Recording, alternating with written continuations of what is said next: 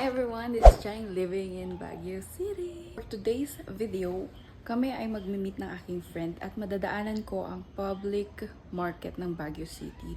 So nagkaroon ako ng great idea and I will show you later kung anong itsura ng aming public market.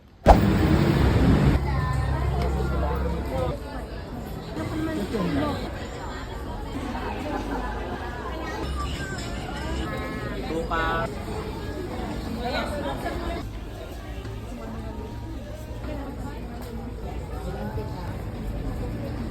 Tapos naglalakad kami, puro ano.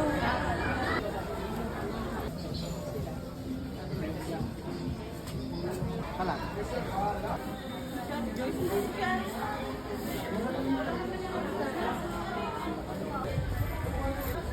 Tutulog na lang.